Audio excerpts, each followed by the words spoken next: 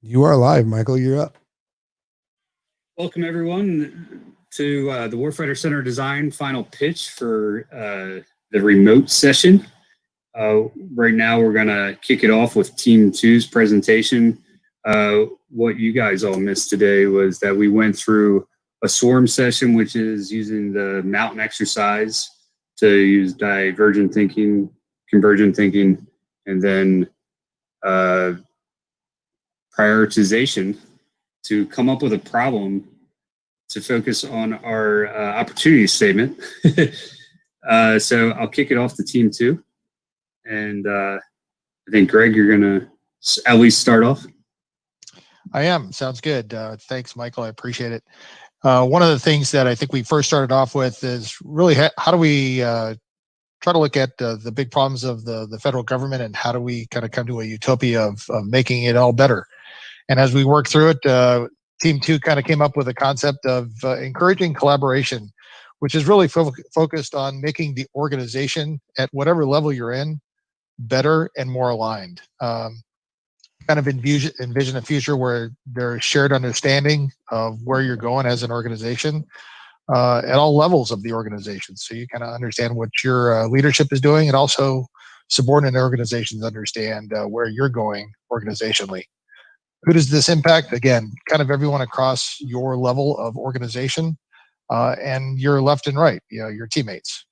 Kind of the problem that we've seen in the past, though, is because of things like COVID, cylinders of excellence, security, whatever it may be, there's kind of a suppressed collaboration of how do we get after shared understanding. It's knowledge is power in some respects. And so it kind of fosters misalignment across teams. And, how do we currently fix it? It's folks just kind of forcing it through the system, whether that's email, whether that's SharePoint, Mattermost, Teams. And then, sometimes it's just individual heroics of folks over communicating, which is, just awesome. I think where we're really trying to go, though, is kind of that big visual in the center here, where folks are on different paths, but they're all trying to go in the same direction and trying to become a team, regardless of what thing they're working at, that they're all kind of focused and moving forward to achieve a singular or multiple aligned objectives. And it's folks collaborating, that the visual there on the left. Another way to look at it above that is an orchestra all playing off the same sheet of music, is understanding where we're going. What materials are required? I think one of the things we're talking about, if you can kind of scroll down there, Michael, are things like trust, working together, collaboration, the ability to understand what folks are doing, and it takes a lot of work to be able to do this. I think the biggest thing, it does take that trust to be able to share information and take time to understand and empathize what other folks are working on. How might we test it? I'll tell you, there are a ton of different ways, but how do folks actually understand what they're doing? How do they communicate? What are they communicating in their teams? And you can kind of get a sense, just in terms of how I've seen it in the past, is whether it's a public affairs statement or just listening to someone giving a presentation, you kind of understand that, hey, we're all kind of moving in the same direction. And how do we measure success is really that % change in adoption, kind of what we've seen in the past. And I think in some respects, it's very experiential, and we have to understand what folks are doing. So again, that awareness across an organization. How can it fail? Unfortunately, on the left there, you stay in your cylinders of excellence, like I call it, but we have to break out of it. Ultimately, what we're trying to do, though, with encouraging that collaboration, is really, on the bottom right there, is getting to be awesome and getting all the planets to align together. That's what we're trying to do. Any questions?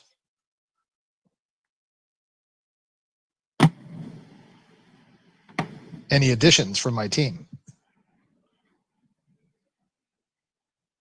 This is great. All right. Thank you very much. And now we're going to kick it off with Team 1. They also had the same opportunity statement. How might we improve the workplace in the federal government? And Team 1, kick it off.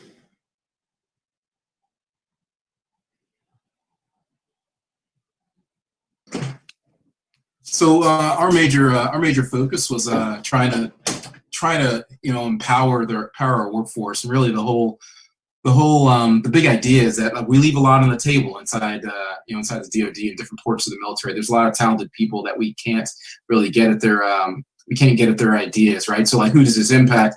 Potentially what we want it to impact, right, is the ability to make sure that we're getting to some of our higher functioning innovators and allowing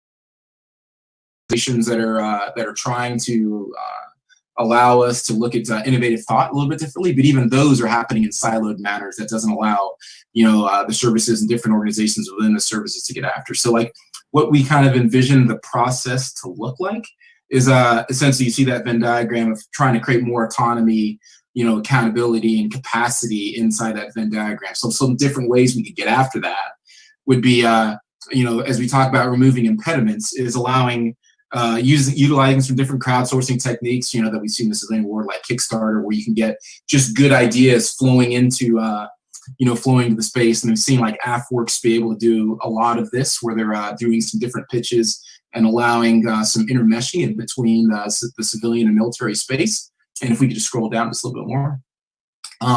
So another application that we could do is just kind of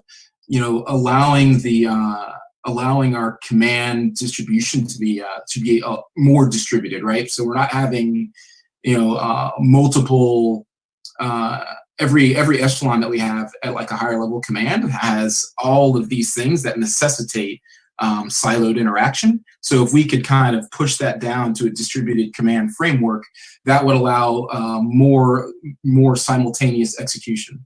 And then the last thing, that last little picture is just kind of trying to annotate and help illustrate how moving to a Microsoft Cloud framework adaptation could enable some of these things. So this moving down into the materials that are required, looking at a cloud option that would help facilitate some of this different level of interaction across these different organizations in a way that hasn't existed before, that would allow us to move away from the siloed systems that we have in our organizations and sometimes in between the services. So how could we test this? I think we could pilot this at a couple different different organizations that we would say that would be key to enable working together inside a particular branch, as well as some organizations that have very similar mission sets across the services, and just pilot the system interfaces across those different places. And then how would we measure success? One of the key things would be to make sure that we have the measurements in place to help move us in the right direction.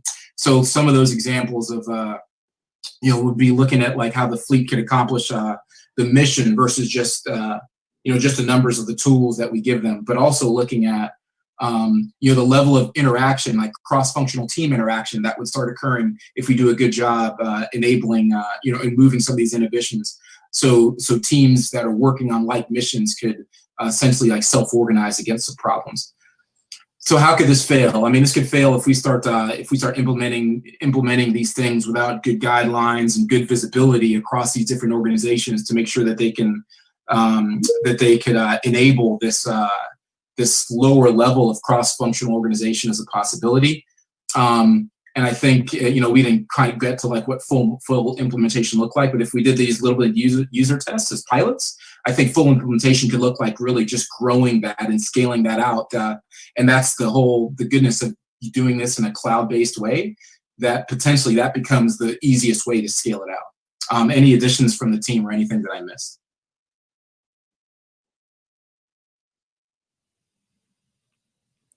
All right. Well, thanks everyone. I'm going to end this live session. So CAW class, keep on having your course, and you are no longer live. So you guys are good to go to keep doing what you're doing. Everyone else, thank you for joining us. And that's an inside look to what we do in the CAW and how our classes operate. Have a great day. See you.